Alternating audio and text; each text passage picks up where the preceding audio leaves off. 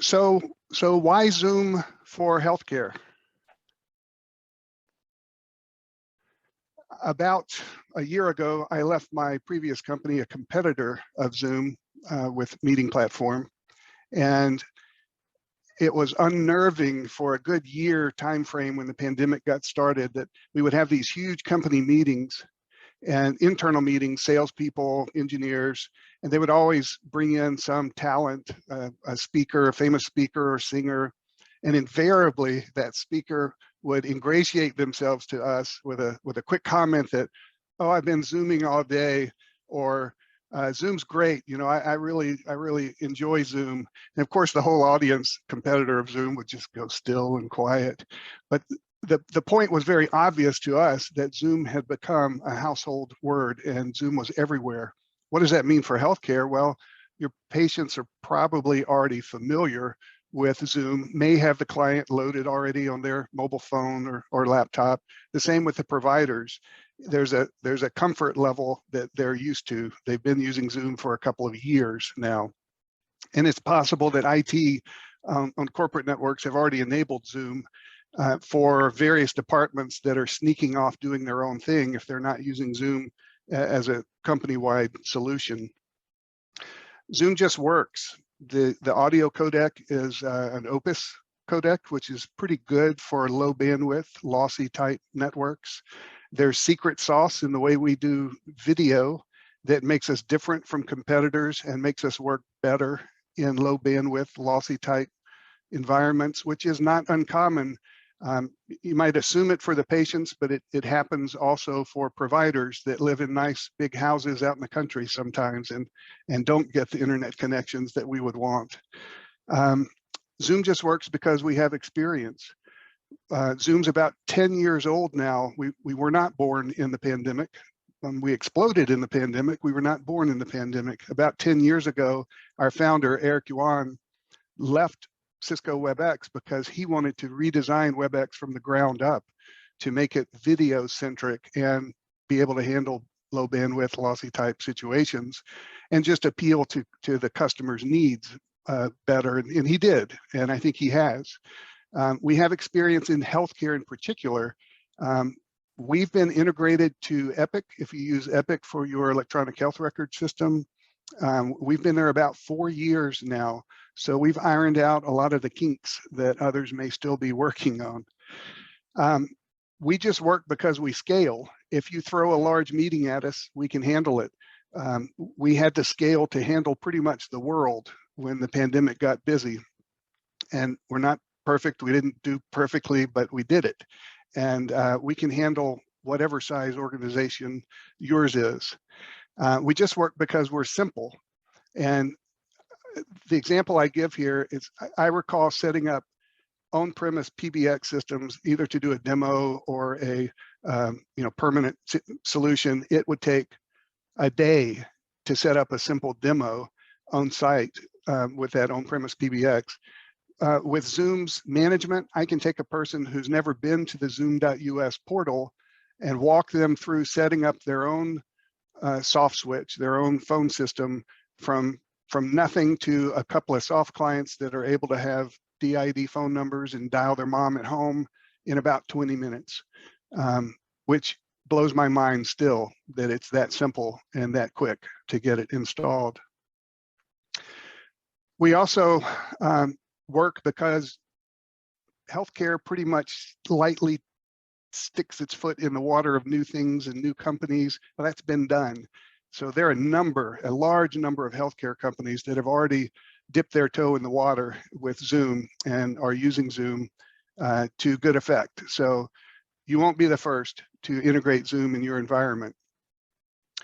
Zoom has recently really focused on healthcare in a way that we hadn't before. And what I mean by that is a couple of things. One is we've hired people like myself. I only call on healthcare. Personally, I only call on enterprise, large customers in about a 9-state region. So we have other engineers that cover other states, other engineers that cover small, medium sized businesses. But that's our only focus. Our salespeople, our engineers came from a healthcare background. and have some idea what we're talking about when we talk with physicians about workflows. We understand the needs of physicians, not perfectly, we're growing. We get a lot of help from our management. We have nurses on our management that help us understand those workflows better. We have liaisons to our internal programmers and engineering teams that help us focus on healthcare related features and getting those added into Zoom so that we're not just using the base platform to see what it can do in healthcare. We're extending the base platform to have features that mean something and are useful and valuable for the healthcare environment. So you see from this slide, it's a bit overwhelming, but we're looking holistically at healthcare, the patient journey, the back-end staff, hiring new people in the healthcare. There's so many areas that communicating with a platform like Zoom, be it a meeting, a webinar, an event, or a phone system or chat, we have the whole gamut of parts needed for that communication.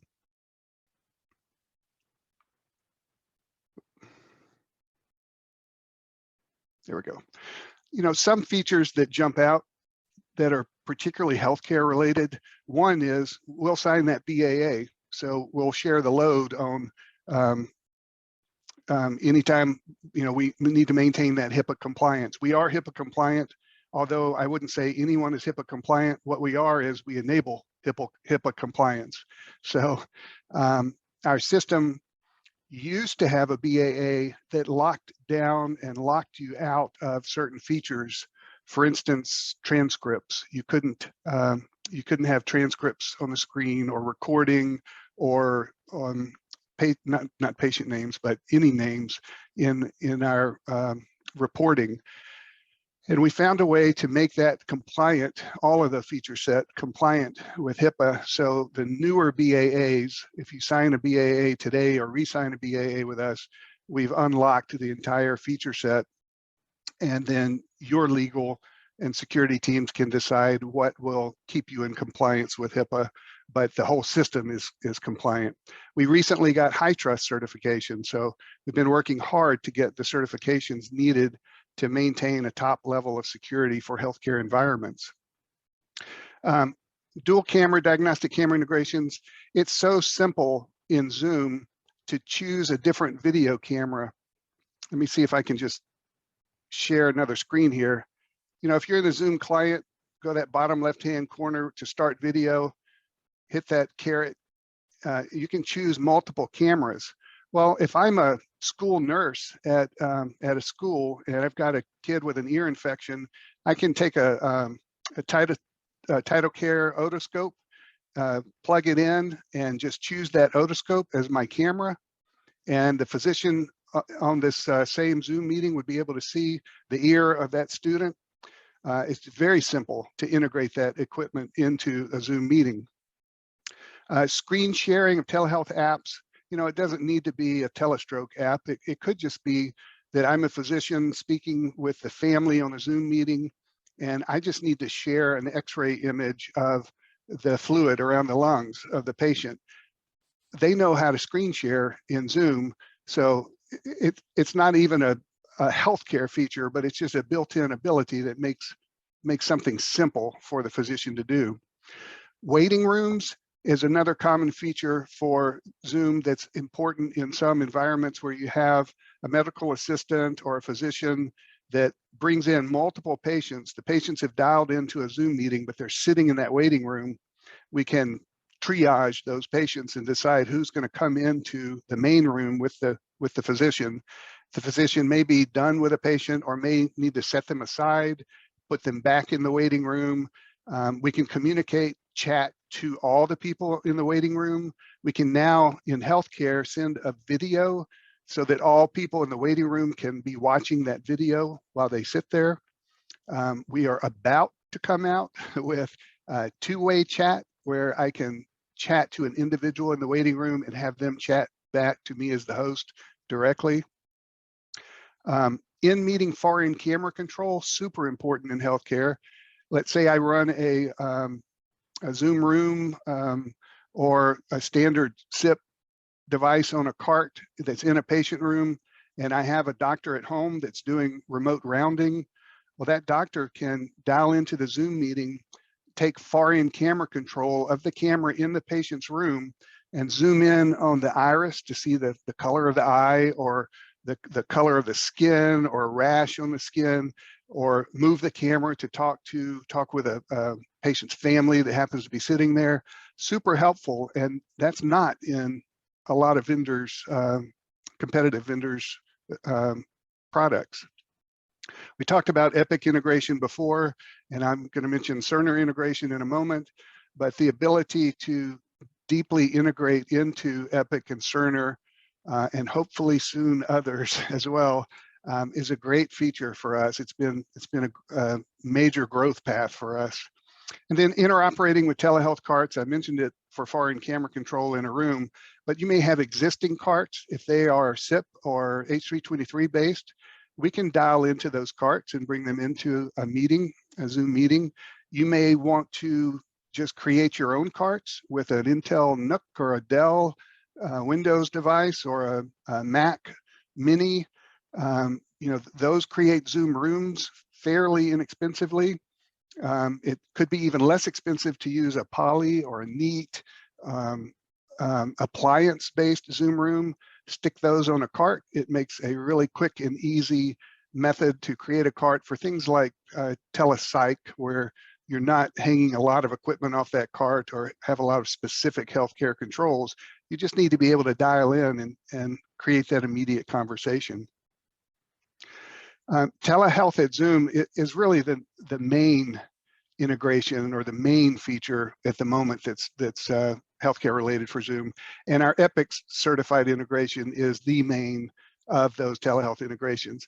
So we've been certified about 4 years. If you want to get your Zoom account linked to your Epic account, you would go to the Epic App Orchard and click on their Zoom app, and that will inform them that you wish to join up Epic in your Zoom account, and it will get their technical engineers involved with you to make that happen. You would at the same time go over to the Zoom app marketplace, marketplace.us.com, and on that marketplace find the Epic app and launch that to let Zoom know you're interested in linking up Epic and Zoom. And it'll be where you enter FDI records, URIs. It'll be where you go after you've integrated the two to see API calls between Zoom and Epic. Nice, easy, quick integration. And I'll show you, give you an idea of what it looks like in a minute when I show the Cerner integration. They work very similar. In the middle here, browser client for mobile now available. We've had browser-based client on desktop for some time now. And if you have a set of patients who don't have the Zoom client, are not really sharp with IT themselves to be able to download the client, I'm trying to say this nicely, but anyway, it's the major pain point for you, and your clients are getting that Zoom client loaded. If that's the major pain point, I can now use a browser client for desktops and for mobile. And this mobile client is WebRTC based, which is great and terrible.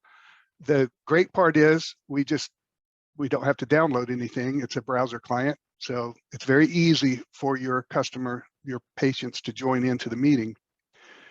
The terrible part is it uses WebRTC, and it's not tuned for low bandwidth, high loss type situations. So I'm going to get them into the meeting better, but I'm going to have an average experience during the meeting. My video quality, my audio quality may not be as good as it would have been had I used that Zoom client. We hope to remedy that in the future by using something called WebAssembly, where we get to put our secret sauce video driver and maybe slip that Opus codec into the browser so that you're using our drivers for media and still not having to download a browser client. It's kind of a tough choice right now, though, to decide, do I want it easier to join or better quality during the meeting? So I mentioned at the bottom, Cerner certified. We now have general availability. If you go to marketplace.zoom.us, you will find a Cerner app to click on and begin the process of joining Cerner with your Zoom account if you use Cerner for your EHR. Let me show a quick movie here. Get it out quickly. And this will show from the provider's perspective and the patient's perspective what it's like to join into a Zoom meeting from Cerner's platform.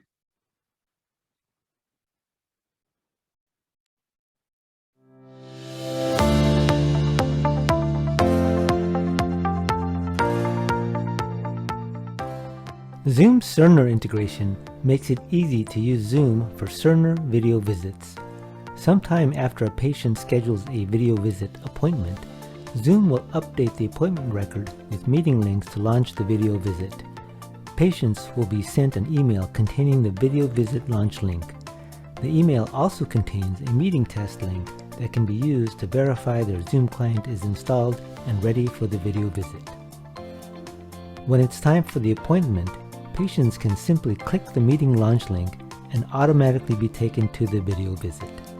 If the practitioner is not yet in the meeting, the patient will see a message instructing them to wait for the video visit to start.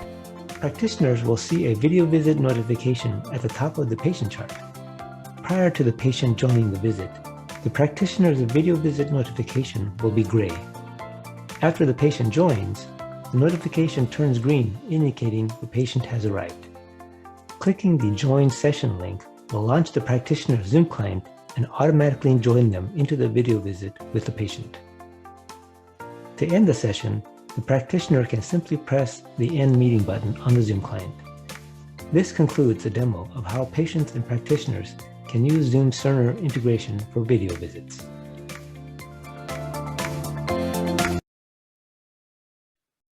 All right, I hope that came across well. So very similar on the Epic side.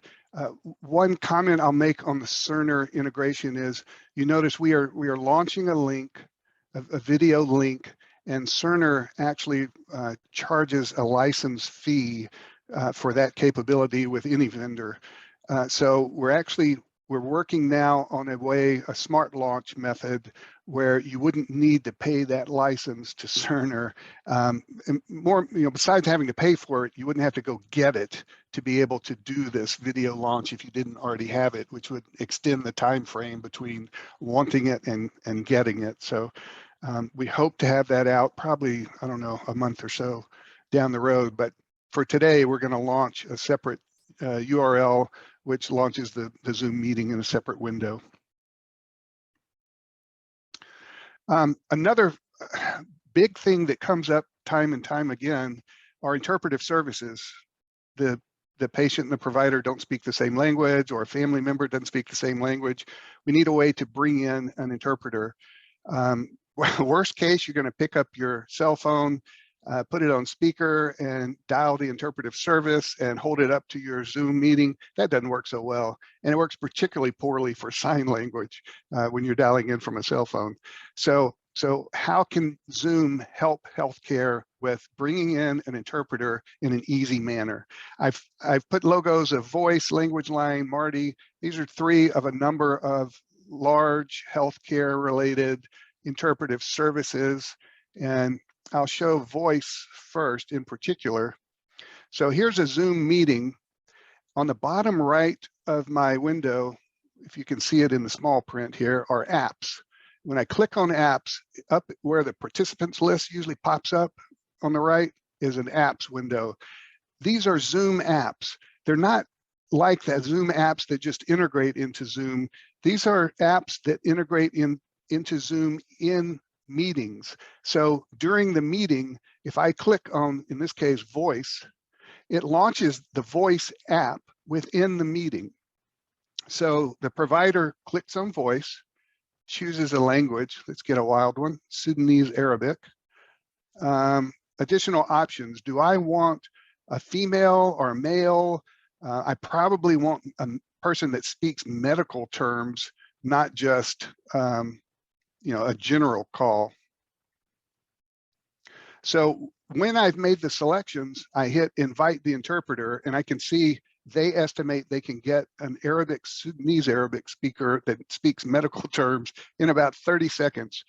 And what's happening in the background is the voice app here is taking the link to this meeting and sending it to voice, and voice is parsing that to say, oh, I need a Sudanese Arabic speaker, medical, female, and it sends it to the right person, and that person can use a Zoom client, a SIP client, a Zoom room, you get it, any way they want to join basically, and they join into the meeting live as a participant there.